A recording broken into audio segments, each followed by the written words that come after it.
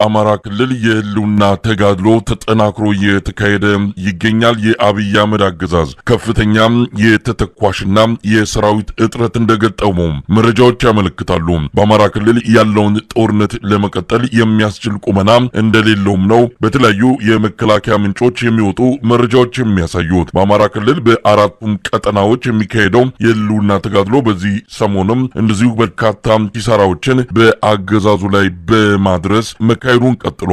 በሰሜን ሸዋ ሁለቱ የአማራ ፋኖ መዋቅሮች በጋራ ባደረጉት ወታደራዊ ጥቃት ከፍተኛ ኪሳራ በአገዛዙ ላይ እንዳደረሱ እንደዚሁ የወጣ መረጃ ያሳያል። በሌላ በኩልም ሰሞኑን የእንግሊዙ የዜና ማሰራጫ ኮርፖሬሽን ቢቢሲ በአማራ ክልል ስለተፈጸመውና እየተፈጸመም ስላለው የአስገድዶ መድፈር ጥቃት ላይ ያወጣው ሪፖርት እያነጋገረ ነው። የአማራ ፋኖ ህዝባዊ ድርጅት ዓለም አቀፉ ማህበረሰብ ገለልተኛ መርማሪ ኮሚሽን ወደ ክልሉ በመላክ ሁኔታውን እንዲያጣራ ጭምር ጥሪ ማድረጉን ነው በመግለጫ ይገልጻው። በአማራ ክልል እየተካሄዱ ያሉትን ወቅታዊ የህልውና ተጋድሎችና ሌሎች ጉዳዮችን በማንሳት ከዘውትር ተሳታፊያችን ጋር ቆይታ አደርጋለሁ።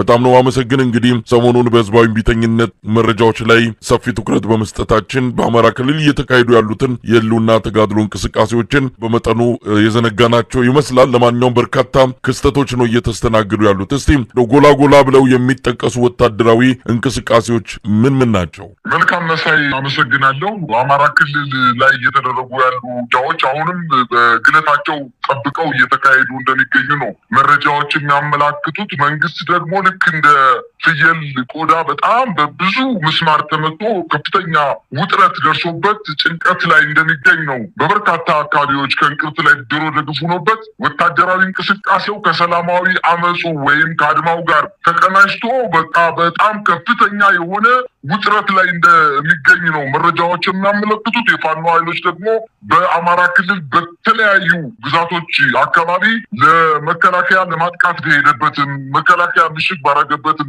አካባቢዎች ላይ እየዘለቁ እየሄዱ ከፍተኛ ጥቃት እየፈጸሙ ነው። እንዲሁ ለአብነት ያክል እንኳን በሰሜን ጎንደር በአገዛዙ ጥምር ጦርና በአማራ ፋኖ ብሔራዊ ኃይል በላይ ዘለቀ ዕዝ መካከል ለተከታታይ 3 እና 4 ቀናት ከባድ ትንቅንቅ እየተደረገ እንደሚገኝ ነው መረጃዎች እያመላከቱ የሚገኙት። በዘመቻ አርበኛ ጌትነት መሳፍንት የተሰየመው ከ180 በላይ የአገዛዙ ጦር ኃይል ሙትና ቁስለኛ ማድረጉን አስታውቋል። ለ3 ቀናት በዘለቀው በክብር ሰማዕቱ አርበኛ ጌትነት መሳፍንት ስም በታወጀው ዘመቻ የራስ አሞራ ውብነህና የአባ ድፈን መሳፍንት ልጆች በተለያዩ ግንባሮች አስደናቂ ድል መጎናጸፋቸውን መረብ ሚዲያ እንዲሁ ለህዝብ አድርሷል። በሰሜን ጎንደር ቀጠና በ4 አቅጣጫ ወደ ዳባት ወረዳ አጅሬ ጃኖራ ያመራው የአብይ አህመድ ሰራዊት በራስ አሞራው 3ኛ ኮር ሰራዊቱ በቆላማው የወገራ ጠገዴና አርማጭሆ እንዲሁም ዛሪማና ቦዛ አዋሳኝ መሬቶች ላይ ከባድ ምት ተመትኖ ተመልሷል። በርካታ ጦሩን አሰልፎ በብረት ለበስና በከባድ መሳሪያ ሽፋን ታግዞ የመጣው ጦር አራቡራ ቀበሌ፣ አቦ ገዳም፣ ሞንጠጭ ጸበልና ወይራ ጊዮርጊስ ከተባሉ ወሳኝ ወታደራዊ ቦታዎች ላይ ገጥሞ ከ30 በላይ የአገዛዙ ጦር ሲደመሰስ 23ቱን ማቁሰል መቻላቸውን አስታውቀዋል። 2 ወታደራዊ ተሽከርካሪዎችም ከጥቅም ውጭ መደረጋቸውን፣ ቀሪው ወደ ዳባት ተበትኖ መመለሱን አስታውቀዋል። በደባርቅ አቅራቢያ ራይና በከባዱ የተመታው የአገዛዙ ኃይል ለጊዜው በውል ቁጥሩ ያልታወቀ ሰብአዊና ቁሳዊ ኪሳራ ደርሶበታል። መቋቋም ስላልቻለም ሸሽቶ ወደ ደባርቅ ከተማ መመለሱን አስታውቀዋል። አጅሬ፣ ወንበርዬ ሚካኤል፣ አይፈረድ መድኃኔዓለምና ቻይና ካምፕና ተንስዬ በተሰኙ ልዩ ቦታዎች በተደረጉ ልህ አስጨራሽ ትንቅንቅ የአባ ድፈን መሳፍንት ልጆች የጌትነት መሳፍንት ወንድሞች በተሳተፉበትና በመሩት ውጊያ በአብይ አህመድ ሰራዊት ላይ ድምሰሳ መፈጸማቸውን አስታውቀዋል።